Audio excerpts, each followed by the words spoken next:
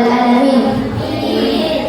Dewan juri yang saya hormati serta teman-teman yang selalu dirahmati Allah Subhanahu wa taala. Pada kesempatan ini saya akan membawakan pidato pahit dengan judul pentingnya menjaga salat lima waktu.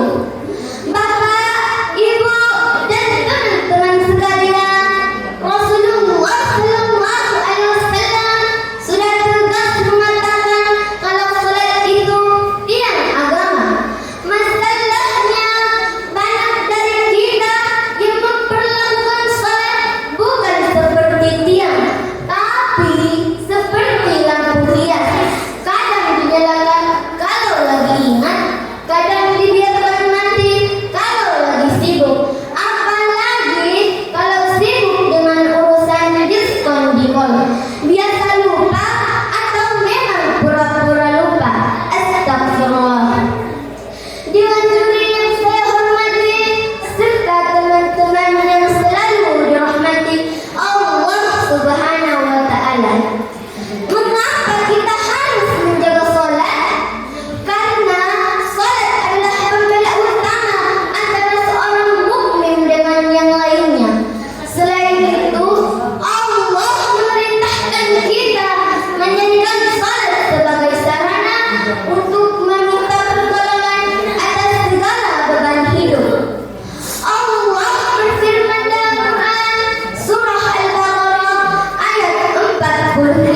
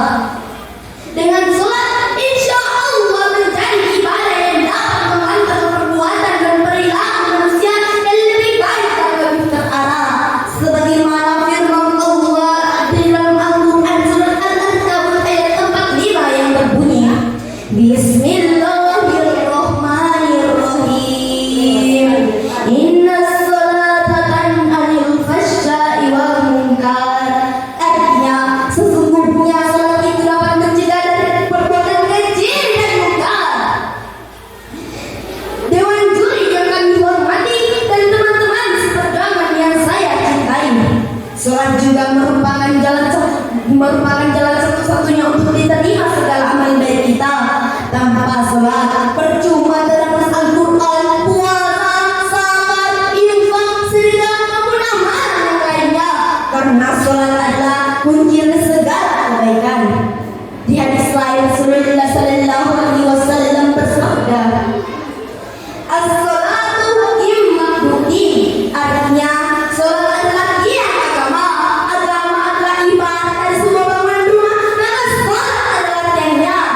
Dapat dibayangkan jika ada sebuah bangunan rumah yang sangat indah, dihias dengan lukisan berkarakter, profil disediakan gelas, jendela, di setiap ruangan berbenang, perhiasan yang antik dan unik, dan semuanya bernilai mahal. Namun jika ketika dan rumahnya roboh dan patah, maka dipastikan yang ada di atasnya akan berantakan dan hancur berkeping-keping. Maka begitulah juga agama kita. Tanpa sholat yang kita dirikan dan amalkan, maka seluruh amalan lainnya akan ditolak oleh Allah Subhanahu wa Ta'ala.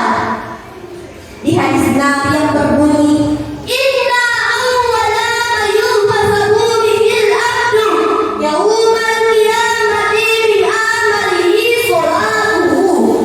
Artinya sesungguhnya yang pertama kali dihisab dan seseorang hamba pada hari kiamat adalah sholatnya. Sebagai sebuah jaminan apabila ibadah sholat kita diterima, maka seluruh amalan baik lainnya akan diterima oleh Allah. Akan tetapi apabila ibadah sholat kita tidak diterima, terlebih kalau kita tidak melakukan sholat, maka seluruh amalan lainnya akan ditolak oleh Allah Subhanahu wa Ta'ala. Dewan juri yang kami hormati dan teman-teman seperjuangan yang saya cintai, sholat juga merupakan jalan menuju surga. Sebagaimana hadis Rasulullah yang diriwayatkan oleh Muslim yang berbunyi, "As-sholatu miftahul jannah." Artinya sholat adalah kuncinya surga. Surga adalah tempat segala nikmat, nikmat yang tidak ada tandanya dengan nikmat di dunia, sehingga nikmat ini menjadi sebuah dambaan setiap manusia. Namun untuk meraih surga dan segala kenikmatannya tentu dibutuhkan sebuah usaha, perjuangan dan doa. Di antaranya adalah sholat lima waktu. Sebagai kesimpulan, satu, sholat artinya doa. Maka siapapun yang mendirikan sholat, maka ia adalah berdoa kepada Allah Subhanahu wa Ta'ala. Dua, barang siapa telah mendirikan sholat, maka ia telah mengokohkan agamanya. Barang siapa telah meninggalkan sholat, maka ia telah meruntuhkan agamanya. Tiga, sholat adalah perisai antara yang hak dan yang batin, sehingga manusia bisa membedakan mana yang baik dan mana yang buruk, mana yang halal dan mana pula yang haram. Empat, sholat adalah merupakan kunci ketenangan, kedamaian, ketentraman kehidupan di dunia, dan juga merupakan keselamatan dunia akhirat kelak. Inilah kira-kira semenit yang sempat saya sampaikan. Segala kekurangan mohon dimaafkan karena kesempurnaan itu hanya milik Allah. Bunga mekar di perbukitan sawah luas kemerdekaan. Terima kasih untuk perhatian. Mohon maaf untuk kesalahan. Semoga pidato ini bisa bermanfaat. Nun wallahu husnul summa. Assalamualaikum warahmatullahi wabarakatuh. Waalaikumsalam warahmatullahi wabarakatuh.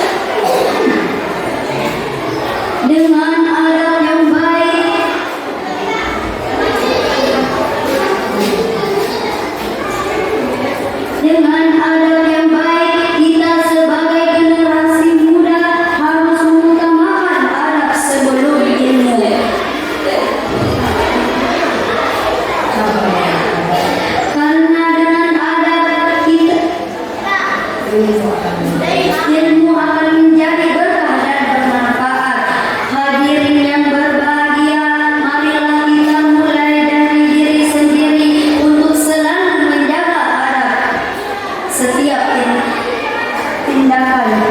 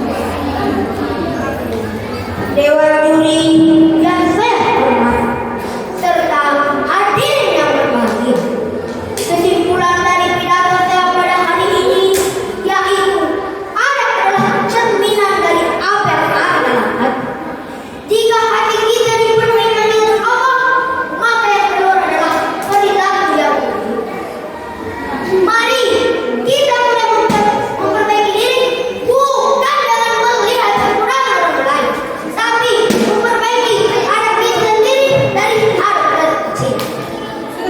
Semoga Allah Subhanahu wa Ta'ala senantiasa membimbing kita untuk menjadi pribadi yang benar, benar mulia, dan dicintai oleh penduduk maupun penduduk lain. Demikianlah pidato yang dapat saya sampaikan.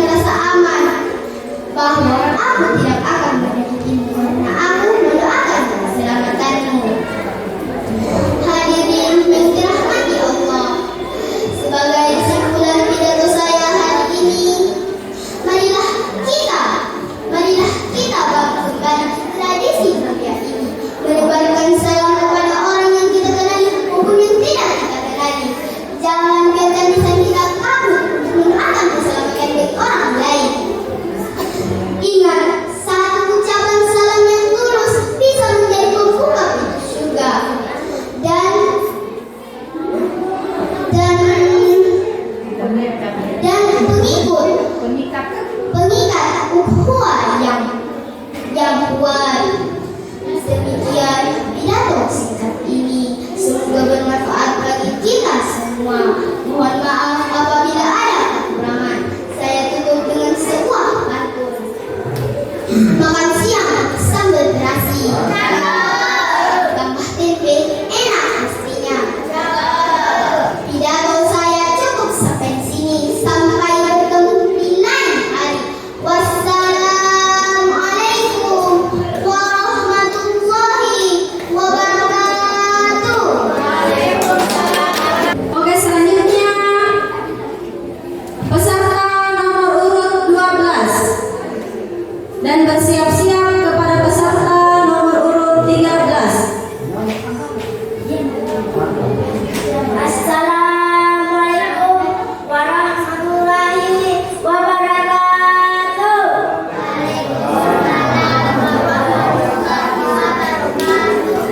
Yang saya hormati Dewan Juri, Bapak Ibu Guru, serta teman-teman saya banggakan.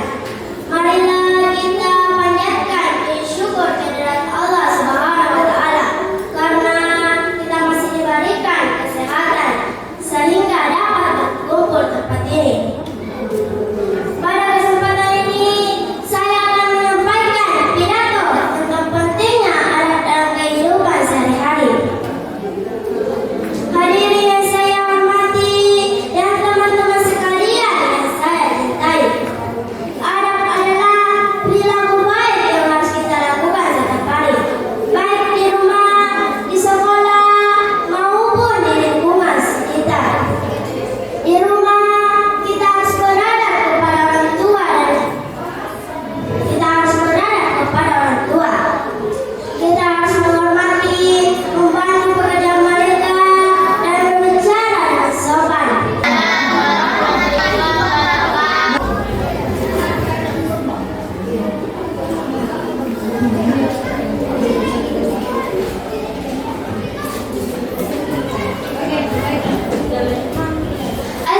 Assalamualaikum warahmatullahi wabarakatuh.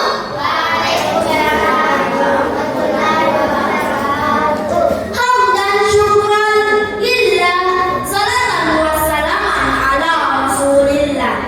Wassalatu wassalamu ala nabiyyina Muhammadin wa ala alihi wa sahbihi ajma'in, amma ba'd. Pertama-tama marilah kita panjatkan puji syukur kepada Allah Subhanahu wa Ta'ala yang telah memberikan begitu banyak nikmat, di antaranya nikmat iman, Islam, sehat walafiat, serta